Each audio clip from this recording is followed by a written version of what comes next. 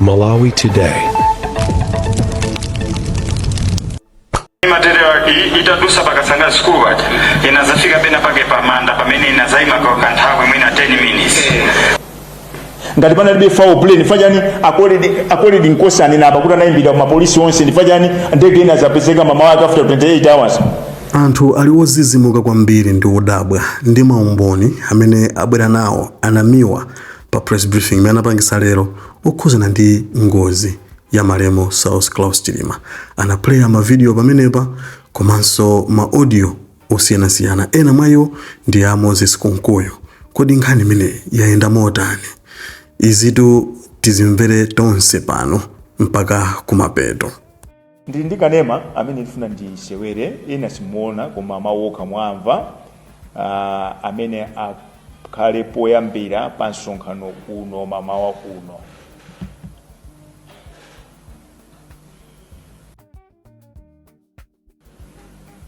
Are you able to tell us where the Vice President was traveling to?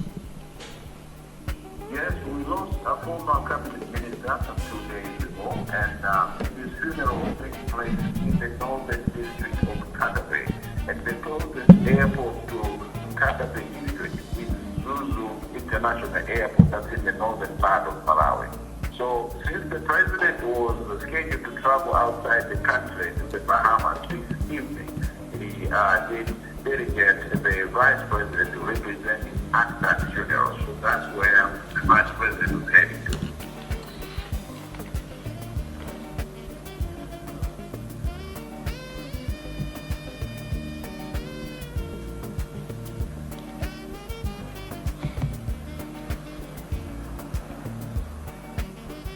ndinagamba ndithi kuti ngozi imene imachitika pali ena amene anapereka uthenga kuti ife tinamva kuti mwina ichi tinamva phokoso lotere tinamva zinthu zinaenda motere mwina choyamba atsogoleri ndi kudziwera. Ineyo ndine College Nkosi kuchokera ku Kasangani School. Itachitika ngozi kunachitika zambiri zimene zimachitika anthu ena amanena kuti ili kulupuha akaya kuti koma ndege amene ife tinayionera amene material itadusa pakasanga school bati inazafika pena pake pamanda pamene inazaima kwa kanthawe mwina 10 minutes. Itaima 10 minutes pa malo amenewo panazapezeka kuti kuima kumene inali mwamba ili malire koma yasisatu miyendo. Kenaka itatembenuka pang'ono kufika kuseri kumene kunali kakhwawa. Inazooneka kuti utembenuka yukhanga yatembenuka yasonyeza kusi kenaka inalowa mumitambo. Kutembenuka kumene kunali kuti mwina upside down pa Chingereza. Sinali upside down koma inakhanga yaonesa kusi pang'ono. Kenaka italowa ku mitambo kuja ku inakhanga yasiya kuoneka.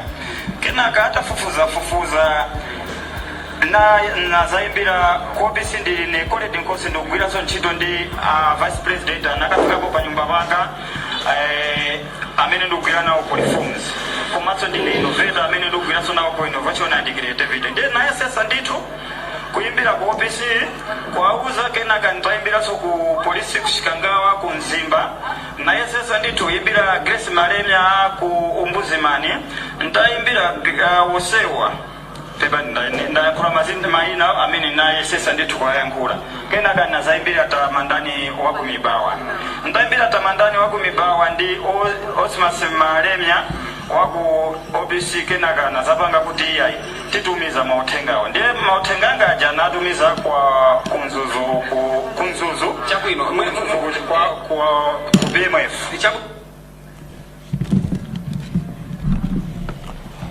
zumu kwambiri tinene kuti nkhani iyi tiyambira pamenepa poyambirira paja munamva kuyankhula kwa nduna yakale yofalitsa nkhani a Moses Konkoyo amayankhula chiyankhulo cha Samunda amanena Chingerezi amanena kuti ngozi imene idatilanda wachiwiri wakale wa mtsogoleri wa dziko lino Saulos Claus Chilima idachitika chifukwa kuti adatumidwa fati sindike pamenepo amasindika unena kuti adatumidwa kuti akayimirire mtsogoleri wa dziko lino pa nthawi imeneyo Dr. Chakwera kumaliro a lawyer uziwika bwino amene anakhalaponso attorney general amene anakhalaponso nduna ya chilungamo Araf Kasambara kunkhatabe. Choncho timafuna tingo tenga umene ukuchukua kuchokera nkhani imene tifuna tikambirane mmawa uno. Mwamva bwino lomwe akoledi nkosi akufotokoza zomwe anthu adaona siku limene lija kuchikangawa kuja, ndiye tibale ligera kai pamenepo. Allow me to go straight to read the statement. Press statement, Blantyre, 26th May 2026. Malawians yearn for the truth on the 10th June 2024 MTF plane crash. In exercise of our governance watch to grow, we at the Center for Democracy and Economic Development Initiatives, CEDED, feel duty-bound to comment on the ongoing second inquiry into the June 10, 2024 Chikangawa plane crash that claimed the life of the country's former Vice President, Dr. Saulos Klaus Chilima, and 8 others. At the onset, CEDED commends the State President, Professor Arthur Peter Mutharika, in liaison with a Speaker of Parliament, Right Honorable Samir Suleiman, for instituting the 13-member ad hoc committee that is being led by Honorable Walter Nyamirandu Manda, which has already hit the ground running. Needless to say that one of the reasons Malawians voted out Malawi Congress Party MCP regime was because of its futile attempt to cover up the truth surrounding circumstances that led to the aforementioned national tragedy by setting up a commission of inquiry that came up with a sham of a report that failed to help Malawians find a closure on the tragic loss of the 9 countrymen and women. Instead, the report left the nation with more questions than answers. Without missing words, this time around, Malawians expect nothing but the truth. Hence, it is pleasing to note that Honorable Nyamirandu Manda led team has already gone down to serious business by physically visiting crucial places related to the accident. While rallying Malawian support for this committee, CEDED hereby informs Honorable Nyamirandu Manda and his team that Malawians expect from them a detailed report that should provide the much-needed closure to the nation, family, and close friends of the tragic loss of the Vice President and 8 others. Simply put, Malawians do not expect another waste of time and resources through this probe. Therefore, CEDED dutifully propose as follows. 1. The exercise should substantially start with a probe into the mysterious death of prominent lawyer Ralph Kasambala, senior counsel, which occasioned the need for the traveling of the Vice President and 8 others that ended tragically. Otherwise, the brief communication from the Malawi Police Service, MPS, on circumstances that led to Kasambala's sudden death left Malawians with many unanswered questions. It is strange that MPS questionably failed to develop interest to lead when leads pointing to the foul play. In fact, identities of those he was last seen with were known. The committee should demand a video footage of the late Kasambala's burial ceremony to appreciate the suspicious conduct of almost all cabinet ministers that attended the ceremony. Noticeably, among others, the questionable conduct, the ministers spent 99% of their time on their phones. Even by village standards, eyebrows would have been raised over such manner of behavior at a funeral. The Inspector General of the Malawi Police, Richard Luhanga, ought to be given a chance to tell the nation whether he should proceed on leave or he will be ready and willing as IG to appear before the committee to give his account on the plane crash that occurred in his area where he headed MPS in the Northern Region. CDD contends that Mr. Ruhanga has vital information, just like all others who participated in the search for the ill-fated MTF aircraft following the accident. 4. The committee should summon members of the Justice Jabbar Alide Commission of Inquiry to explain to Malawians certain issues, such as where they got the information that bodies of the deceased had no blood, urine, or saliva, and the said docket the police refused to provide. Why they did not summon the likes of the then President Lazarus Chakwera, MCP Secretary General Richard Chimwendo Banda, Minister of Information Moses Kunkuyu, MTF Chief General Paul Valentino Piri, and Makra Director General Daud Suleiman. 5. The committee should visit Sunset Mortuary to establish the assessment of suturing the deceased wounds and the pictures that were taken. 6. Madam Mary Chirima and the St. Patrick's priest then, Father Zulu, and Mr. Ngwinjiri, husband to the fallen pilot, should also be held by the committee. Since it is a foregone conclusion that Chakwera will appear before the committee to tell Malawians who told him that the ill-fated plane reached Mzuzu and why he opted to receive 4-hour updates when he formally informed the nation the news about the missing aircraft that was carrying the country's vice president and 8 others, Chakwera should also provide proof that there was a meeting of heads of states he was supposed to attend on this fateful day in Bahamas. The former Inspector General of the Malawi Police, Madam Mary Nyolam, should tell the nation why they sidelined a medical doctor in the service in preference of a clinical officer. 9.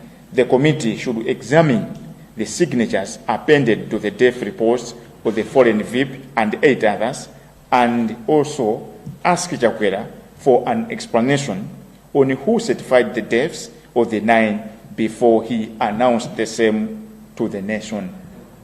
10.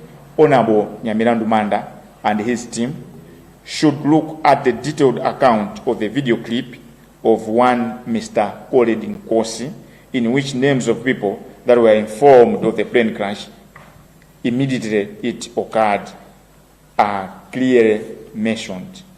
11. Honorable Moses Kunkuyu assured the nation that he knew where the aircraft's black box was. Now is the right time for him to retrieve and hand it over to this commission of inquiry. Last but not the least, Honorable Nyamilandu Manda led inquiry committee should take note that the Ntungwa Tower guards, the community around the area, reply officials, several police and MTF officers have vital information which will be useful to its expected noble work. That outlined, CDD wishes to indicate that it will make a formal detailed submission to the same to Honorable Nyamilandu Manda and his committee. End of statement. Signed, Sylvester Namiwa, CDD Executive Director. Ndinanena kuti tili ndi chikalata chomwe chili mu chiyankhulo cha Samunda chimene ndawerenga, ndiye popeza sindili ndekha mawa uno mundilole kuti ndipereke baloli kwa Comrade Francis Mazinga kuti awerenge chikalata chomwechi mu chiyankhulo cha Chichewa. Zikomo kwambiri.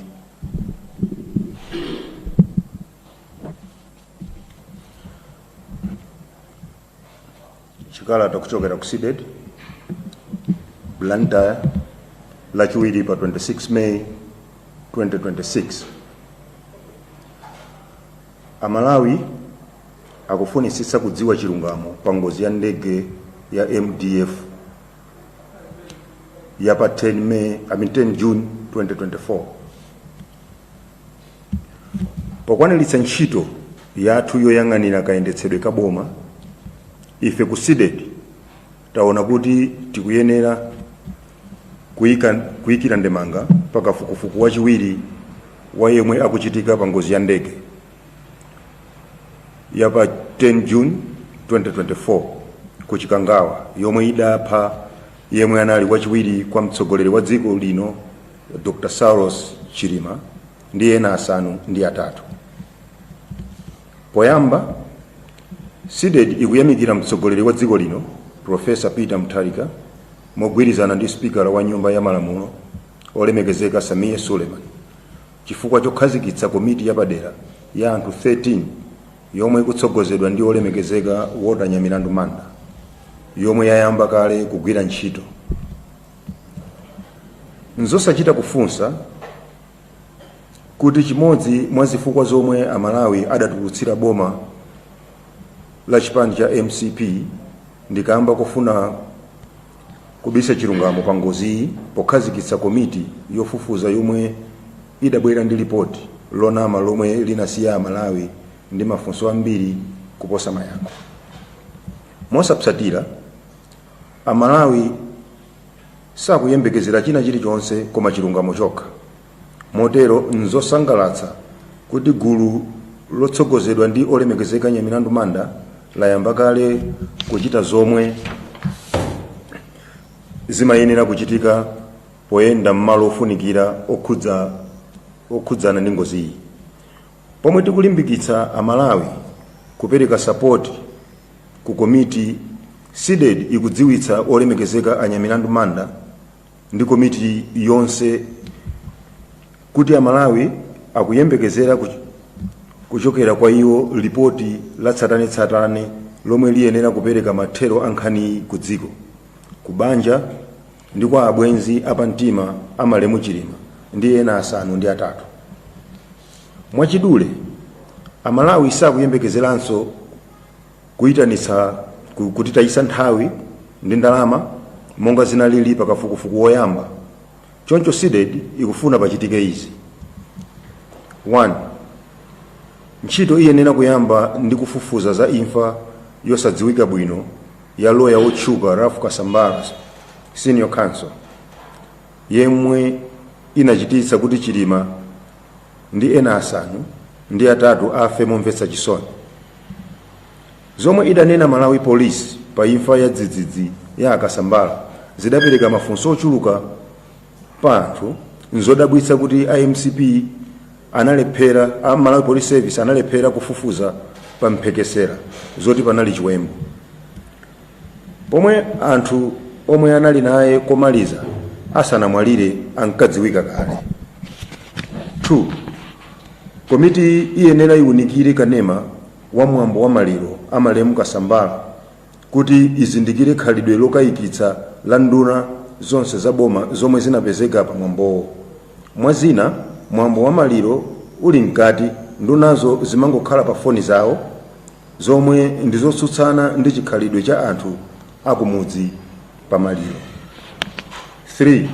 Mkulu wa Malawi Police Service Richard Ruhanga ayenera kupatsidwa mwayi wofotokozera dziko ngati ali wokonzeka kupita ku komiti kuti akafotokoze zomwe akudziwa pa ngozi kapena kuti apite kutchuti, popeza pa nthawiyo ankatsogolera apolisi mchigawo chakumpoto.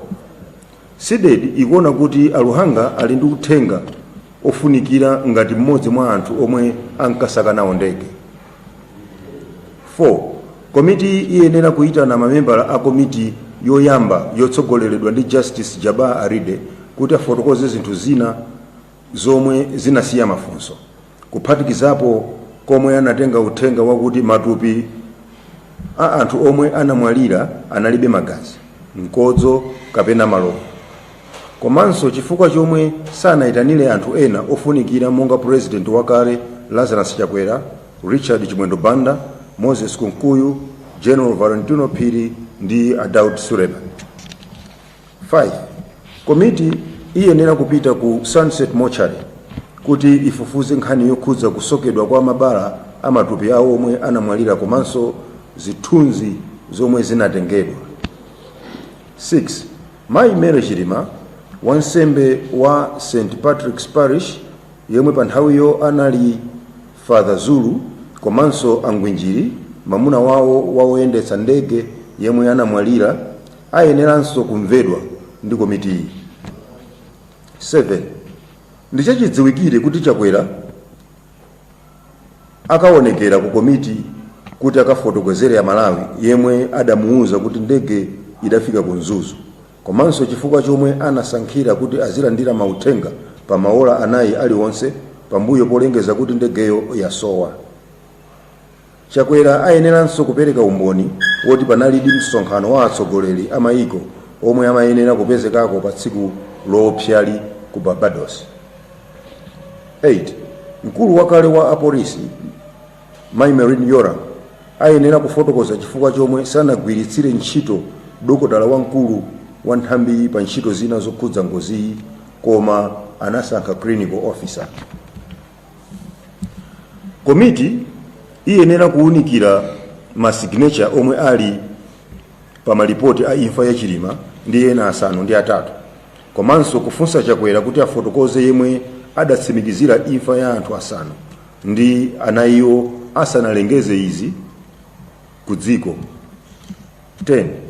Olemekezeka Nyamilandu Manda ndi gulu lake ayeneranso kuyang'ana video ya Accord Nkosi yomwe imatchula mayina a anthu omwe anauzidwa za ngozi itangochitika. 10. Olemekezeka Anyamilandu Manda ndi gulu lake ayeneranso kuyang'ana video ya Accord Nkosi yomwe inatchula mayina a anthu omwe anauzidwa pa ngozi itangochitika. 11. Olemekezeka a Moses Kunkuyu amene ananena kuti amadziwa komwe black box ya ndegeyo ili ayenera tsopano kuyitulutsa ndi kupereka ku komiti. Pomaliza, komiti ya olemekezeka Anyamilandu Manda iyenera kudziwa kuti alonda akunthungwa tawa, anthu amderalo, akuluakulu a Leplai komanso a polisi ndi asilikali ambiri ali ndi uthenga ofunika omwe ungathandize pakafukufukuyu. Sidedi ikudziwitsanso kuti ipereka malingaliro amenewa kwa olemekezeka Anyamilandu Manda ndi komiti yake. Kalata iyi yalembedwa ndi Sylvester Namiwa, mkulu wa bungwe la Sidedi. Zikomo kwambiri comrade, ifa chowerenga bwino chikalata chimenechi muchiyankhulo chachichewa. Uno ndi msonkhano wa tolankhani mmene bungwe la Sidedi likupereka malingaliro ake pa kafukufuku wa ngozi yomvetsa chisoni, ngozi imene izavute kuyiwalika mu mbiri ya dziko lino imene inachitika pa 10 June 2024 ku Chikangawa, imene idatilanda wachiwiri kwa mtsogoleri wa dziko lino nthawi imeneyo malemu Dr. Saulos Close Chilima komanso Madam Shaniru Zimbiri, mayi wakale wa fuko lino la Malawi, ndi asilikali ankhondo komanso akuluakulu a boma. Tinachiona cha nzeru kuti tibwerepo chifukwa chonena kuti tithokoze kunena kuti mtsogoleri wa dziko lino Professor Arthur Peter Mutharika komanso mkulu wa nyumba ya malamulo Speaker olemekezeka Samia Suleiman adachiona chofunikira kunena kuti Amalawi amve chenicheni. Izitu zidali chomwechi kuti Amalawi adayesera kukakamiza ulamuliro wapita wa chipani cha Malawi Congress kuti amve kuti kodi chinachitika ndi chani. Ndiye malo mwake Achakwera adakhazikitsa gulu la abwenzi awo ndi anansi awo amene anapanga zinthu zopanda manyazi kufuna kunamiza mtundu wa Malawi. Koma tili ndi mawu ochokera kwa Malawi ni yake amene akupita kwa Walter Nyamilandu Manda komanso aphungu onse amene ali mu komiti imene kuphatikiza anthu amene akuwathandizira ntchito kunena kuti Malawi ulendo uno savomeranso kunena kuti atayisidwe nthawi komanso ndalama zawo zipite m'madzi. Padakali panopa chidwi chathu chonse chili kumeneko kunena kuti anthu amene ayigwira ntchito imene chifukwa palibe chimene anganamizire kuti chikhoza kuwaphinja. Mbuyomu anthu akati apite komiti imene amaopsezedwa. Ndefe tabwera pano kuzanena kuti choyambirira kuchita ndisindike mwamva Comrade Francis Mazinga akuwerenga bwino kwambiri kuti ayenda akomiti aja malo osiyanasiyana, koma ife malo mwa Malawi amene timavota, amene timalipira msonkho, tikuwapemphanso kunena kuti apite kumalo osungira matupi a Sunset kuli Lilongwe, kumene matupi ena aja akafikira, kuli zambiri zimene zinachitika. Komanso atenge kanema amene anajambulidwa pamaliro a Araf Kasambala ku Nkhata Bay. Kanema ameneyi aonesa zodabwisa zimene zidachitikepo nduna za boma mmene zimachitira pamaliro amenewo, kusonyeza kuti chilipo chimene amapanga, chilipo chimene amadziwa. Mosindikanso tikunena kuti ife sitikuchiona chifukwa chimene komiti imene masogozedwa ndi Ajaba Alide inaganiza kuti inamize mtundu wa Malawi. Chifukwa chanduna ananama, mukamvesera kanema amene tasewera kuyambika kachiwiri uja wa Accord Nkosi akunena kuti kuno kunachitika zambiri. Ndibwereze, akunena mwamvemvemve kuti nthawi imeneyo kuno kunachitika zambiri. Ndiye komiti ini yonse ngakhale yautanya milandu manda akuyenekanso abwerere kumene kucha. Osataka kuyima paphiri paja, kuyima patawa pajaya, akacheze ndi anthu amenewa kuyambira ndi Accord Nkosi akanene kuti kudachitika zotani. Fa akunena mkanema uja kuti kuno kunachitika zambiri. Komanso nkanena kuti tidauzidwa usiku pafupi banda kucha za ndege zija chifukwa chani pamene Accord Nkosi akuuza mtundu wa Malawi kunena kuti ataona zodabwisa zija sanangokhala is a good citizen. Choyambirira adaziwa kuti tikaona zodabwisa timapanga ripoti ku polisi. Anayimbira ku polisi, Chikangawa polisi. Kuchoka pamene anayimbira Nzimba polisi. Kuchoka pamene anayimbira ku Nzuzu ku BMF. So we can safely conclude kunena kuti zonse zimachitika zija achakwera ndi boma lawo amangoti mataphula maso, amatipusisa, amationa ngati Malawi ndi anthu opusa. Fa uthenga anali nawo. Kuonjezera pamenepo nkuti nthawi yomwe imachitika ngozi sipanapite maminisi adalandira foni achakwera kuchokera kwa mtsogoleri wa dziko lino loyandikana nawo kwauza kuti kwagwa ndegewo. Chifukwa chani achakwera anasankha kulisa ziko mu suspense 27 hours. Ndifakire utabwera pano kwauza kuti autanya milandu manda ntchito muli nayo, koma muziwe kuti Malawi chimene akufuna afuna chilungamo. Musatayise nthawi ngati imene atayisira nthawi komiti ya Ajaba Alide. Ndipo komiti imene muyitane kuti ndifa chani anabwera kuzanamiza mtundu wa Malawi. Mwazina zimene analemba mu report yawo adanena kuti matupi anthu aja adalibe magazi, analibe malovu, komanso analibe nkozo. Koma ndifo chani sanachite chidwi kuti afufuze kuti zimene zidapita kuti. Kodi ndifo chani sanachite chidwi chowayitana achakwera kuti akafotokoze kuti amene anauza kuti ndege inafika ku Nzuzu ndani. Kuonjezera pamenepo lero tikunena kuti achakwera akaonese umboni onena kuti ku Bahamas kunali msonkhano. Ndibwereze, achakwera akaonese kuti ku Bahamas kunali msonkhano siku limeneji. Chachiwiri chofuna kusindika njonera kuti tisamayi wala Malawi tikamaka nkhani kunatu nkhani idayamba ponera kuti achilima adatumidwa ndi achakwera. Kupatula kwa atuma adapasa 5 million kuti akapepese kumene kuti. Chinthu chinanso chimene Malawi misayiwale mu commission ya Ajaba Alide tidauzidwa kuti zipani zinalandira ndalama. MCP, DPP, UTM, UDF amapasa ndalama zachani. Anthu amene amapasa ndalama zachani. Ndifatana kuti tabwera pano kwalimbikisa aotanya milandu manda kunena kuti ali ndi support ya Malawi agwire ntchito yabwino, asatayise nthawi, asaononge ndalama za Malawi. Sitikufunanso kuti nkhani yake ithe ingothera mazira ngati imene yakhala ya Malisi Hotel. Tifuna kuti nkhani imeneyi ikayamba ithe Amalawi mafunso amene nawo ayankhidwe. Chachikulu nchonena kuti mkulu wa polisi Richard Luhanga, Inspector General, ali nzambiri zoti anene ku mtundu wa Malawi. Ndiye kuyambira ndipempho kapena funso kuti kodi iwo anthu okonzeka kuti akakuonekera ku komiti imene adakagwirabe ntchito ngati Inspector General kapena apempha kuti apume. Chifukwa chani tikutero? Nthawi imene ngozi imachitika mukakayang'ana kanema amene tikunka pano wapo maliro Richard Luhanga adachoka mofulumira pamene pacha kusonyeza kuti mafoni amene amakamba akoledi nkosi aja analatanira kuti ndege yako andi pamene panagwira ndege amapaziwa. Soncho nkhani yonse yosogolera zosaka ndege pasogolo pake panali a Richard Luhanga amene padakali panopa ali malo abwino kwambiri ndi Inspector General of Police. Ndiye funso ndionera kuti kodi apitirira kugwira ntchito komanso akaonekera ku Commission of Inquiry fa chani tikufunsa funso limenelo. Nthawi imeneyo anali pa mpando osikirapo, anali commissioner amene amayang'anira chigawo cha kumpoto pa ntchito za polisi panopa akuyang'anira polisi yonse.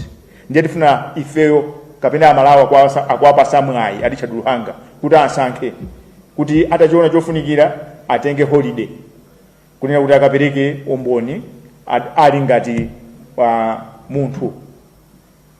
Ngati atachiona chofunikira akhoza kupanga chisankho kuti apitirire kugwira ntchito, koma amalawi akudziwa kuti a Richard Luhanga ali ndi umboni wambiri pa nkhani imeneyi. Tinanena kulea kuti nkhani imeneyi ya Malawi ali nayo mafunso, misonzi sikutha maso, ndiye tikudikira kuti tizauzidwe choona kuti misonzi ithe. Misonzi yosikuti itheratu ayi chifukwa zimene zidachitika zija Malawi muno sizidachitikepo. Ani tipemphero lathu kuti sizachitikenso. Chifukwa tifuna kuti nkhani ikamatha ngati kofuna kulandira chilango anthu alandire chilango. Kuti cholinga zimenezi mumbiri ina kupita kusogoloko zisazachitikenso. Ndiye mwina ndisaonjeze gagandiwa uno ndi msonkhano wathu wa nkhani timafuna ndisegule bwaloli kuti ngati pali mafunso mutifunse. The floor is open.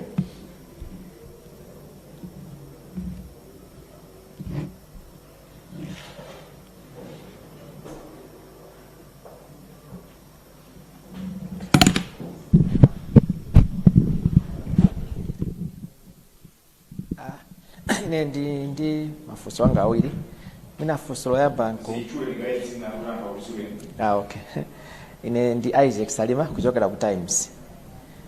Poyamba mafuna ndingomva kuti simukuona kuti mwina mwajamfulumira pobweresa zimenezi madimandi anu apoyerekeza makamaka polingalira kuti komiti yangayamba kumene ntchito zake mwina nkuteka kuti zimene munenazi akonza kale kuti niye mwina majamfulumira. Komanso mwina anthu ena amaona kuti inuyo ngati anamiwa mwina munataya mwayi opereka nkhawa zanu zokhuza ngozi imeneyi pamene mwina munakana kukhala nawo komiti yofufuza za ngozi imeneyi. Mwina ena amaona ngati unali mwayi wakuti nkhawa zimene munali nazozi muzitule nthawi imeneyi chakumano mwina munatula pansi udindo okhala nawo mu komiti imeneyi. Simaona ngati mwina munataya mwayi umenewo zikomo. Mafunso awiri. Funso loyamba mukunena kuti kodi simunaje mfulumira. Akuluakulu akati democracy mphamvu kapena zofuna kuchita zimachokera kwa ife amene timavota amene timalipira msonkho. Awota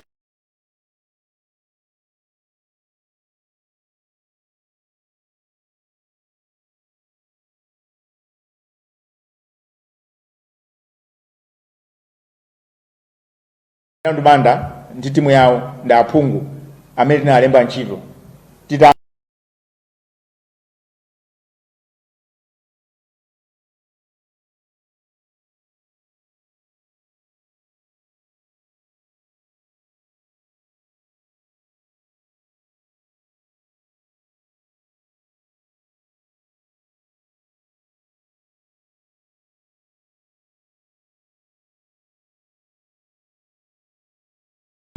fundo zawo ndi akutigwirira ntchito. Ndiye munthu akamagwirira ntchito umene kuti amene ajamfulumira angatere ife tikhala pansi tiziyang'ana. Koma chimene sitikufuna ife nchonena kuti ripoti tituluke likhalenso lomwe tikufuna kuti bwadika licha. Ndifuna awuziretu kuti amalawi ali ndi information adayankhula kuzera pa mavoti kwacho sachakwera pa mpando chifukwa cha nkhani yake imodzi mwa nkhani yake nali iyi. So in the make or break ya committee onseja komanso makamaka usukulu wake kwa awotanya milandu manda. Anthu azakumbukira awotanya milandu manda mpaka na kalikale malinga amene akugirire ntchitoyi. Ndiye sitimaganiza ngati kuti we'll be doing him justice and favor kuti tingokhala chete. Kunali kwabwino kuti tibwere poyera tiuze mtundu wa Malawi. Tikamaliza tikhala ndi submission. Pali zina apo sinayikemo kuli ma details. Tiyika ma details. Tikapasa. Kunali kuti ngati afuna kuti ntchito yakanike okha. Koma information yo ili ndi Malawi. Amene anataya kondedwa awo ndi Amalawiwo, amene akudikira mayankho ndi Amalawiwo. So tabwera panopa kuzanguna kuti ife we are supporting you, we are ready to provide any kind of support kunena kuti nkhani ite. Funso lina lona kuti simunataye mwayi potuluka mu komiti ndibwereze kuti funso limene Amalawi amaliyankha bwino. Fandinanena zifukwa zimene ndakanina kukhala mu komiti ichi.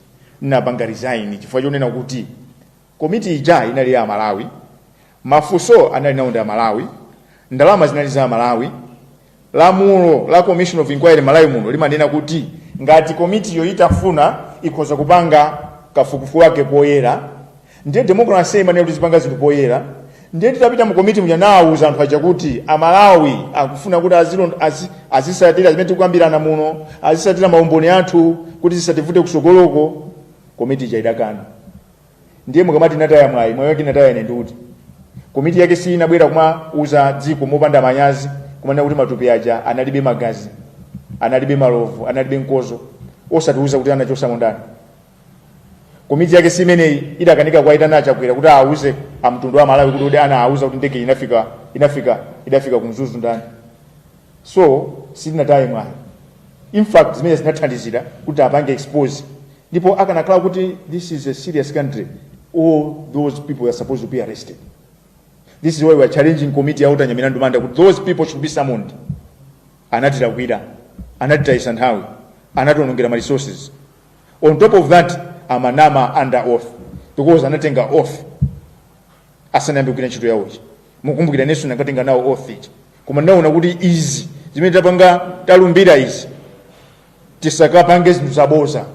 Fa bungu la sidedi silimayima ndi ama oppressors. Bungu la sidedi limayimira Amalawi ambiri amene nthawi yambiri alibe wayankhulira. Anthu amene aja they had their own interests. And kuti mwayangana anthu amene aja mwafufufu kule mmozi mpeza kuti osaja nga Congress. So amagwira ntchito yacha kwera. Amaganiza ngati kuti atinamiza ifa Malawi.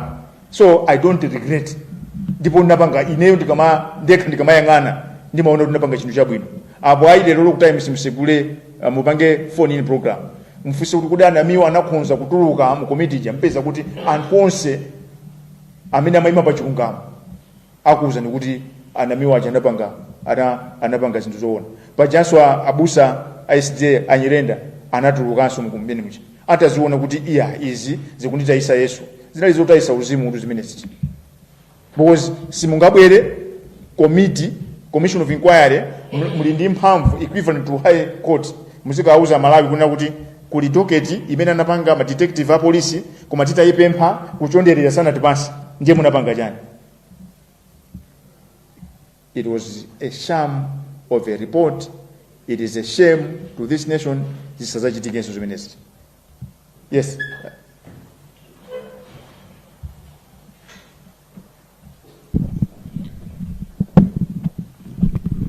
Zikomo kwambiri ndine Rhodes Msonkho Maloma Capital FM. Ndi mafunso awiri bambo Anamiwa. Funso loyamba ndilonena kuti mene mukuyankhulira mukumveka ngati kuti muli ndi chimene mukufuna kuti komiti iyi idzanene. Ndipo kuti ngati sidzanena chimenecho ndi kuti muzanenanso kuti anthu amene wawa ndi abodza. Ndimafuna kuti mwina mutamasuka bwinobwino kuti chimene mukufuna kuti komiti imene iyi idzanene ndi chani.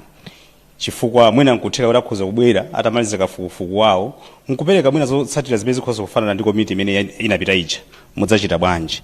Chachiwiri komiti imeneyi ikunena kuti kutsogoloko mmene ayendera malo ena ndiye nakhala kuita na anthu kuti akapereke umboni ku komiti imeneyi. Inuyo ngati asidedi ndinokonzeka kupita kukapereka maumboni anu kumeneko. Zikomo kwambiri. Zikomo kwambiri bambo Rhodes Msonkho. Ndiambire funso lomaliza kuti ndinokonzeka ngakhale pano.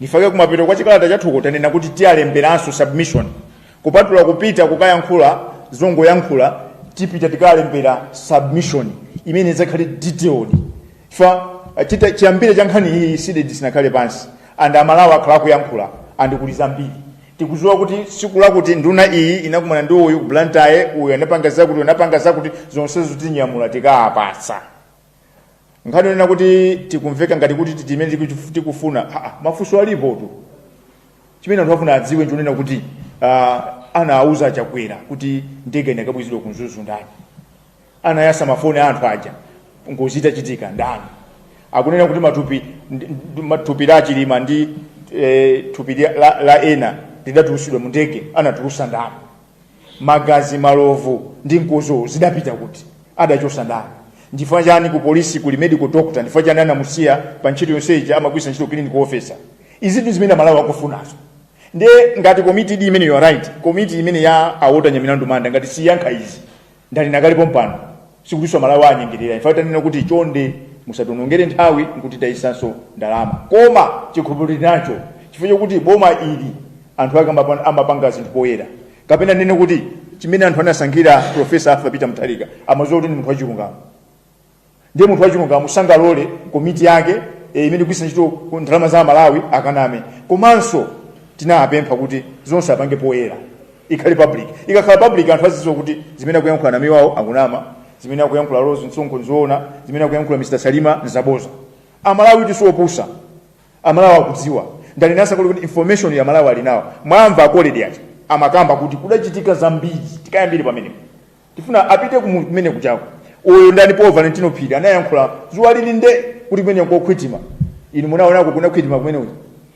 ndiye komiti so yauta nyamilandu ikavomereza so zimenezi ndiye mukanene kuti tivomere yeah awa Daud Suleiman akafotokoze kuti kune data imene ndi mafoni mwa anthu uja anayipitisa kuti Daud Suleiman akafotokoze kuti ndifa chani amakapanga concert Angola chani equivalent makla ya ku Angola pamene akuzowa kuti akoli nkosi anayimbira phone pa police yapachaje chikangawa adayimbira police ya kunzimba mateni koloko kumane kuti ndege tayiona chimene amapangira zonsezo ndi chani ndiye ife tifuna kuti zonsezi zimafunso imene tilinazo zikayankhidwe and information imeneyo ili konkuja iziso zikuyankhula pa kuchedwa kuti akhazikisika fukuja mkumbukira kuti tinachita kukokana timachita mpanga na kufuna kupanga ma demonstration nthawi imene amakasokoneza kumene amaona ngati kuti iwo akhalabe pompaja maganiza kuti apapa tikazapanga mathematic ndiye kuti tizachoka 2030 akazalowa mwana wathu uyu akazamusira uyo amaganiza kuti Malawi azayiwala no way Malawi sayiwala and nkhani the time is now nkhani chilungamo chani chidziwike ndifaka Malawi anakana Chakwera anakaniratu mmene matha 10 o'clock Chakwera atatheratu nthawi yeti mangudikira kuti timve matizansi ali yesakuziwa nkhani yake inali akayankhe akatiuza so yes we have a position the position is emanating from the unanswered questions which we have if you read a detailed report then Malawi has reached a closure naona zanje lomaliza kapena kufusira ne mafuso mwina lomaliza likhalele ndingofuna clarity pafuso Robert Loka kumichi pafuso mwana fusa roads malipoto mwapitaja anapeza osonena kuti panalibe foul play nali yonse komano inu ndingofuna kuti in your do you believe nena kuti foul play inachitika that's the question Chakwera ananena kuti anauza ndani kuti ndege inafika kunzuzu inabwezedwa ngati panalibe foul play ananena kuti magazi nkozo ndi malovu anthu anapita kuti ngati panalibe foul play ndifacha ndi maminista amanjenjemera pamaliro alafuka samba maminista MCP anali ujijirika munaona kuina alisa amene andapita kukapanga kuti tikapange search ndege kumene kuja maminista MCP amakonda kulemba pa Facebook munamuonapo minister ndani analemba pamene pa Facebook kodi kuchoka ku Nkhatabe kwafika kuchikangawa ni makilomita angani ndifaja nduna zimene zinachoka pamene viosaeleke usadusa mwenye akuzowa kuti nzathu amene atipangira kampeni Saulo Close chilima ndege yake sikuoneka ngati panalibe foul play ndifaja ana Chakwera amafuna kuti azipangidwa update every 4 hours pamene akuzowa kuti ndege mlali mafuta 2 hours ndifanya achakwera munthu amene amapanga claim kuti anali ngono wawa mamukonda ndifanya anakhala ku State House osanyamuka upite chikangawa kuti azikafufuza ndege ngati panalibe foul play ndifanyani akoledi nkosani napa kuti anayimbira ma police onse ndifanyani ndege ina zapezeka mama wake after 28 hours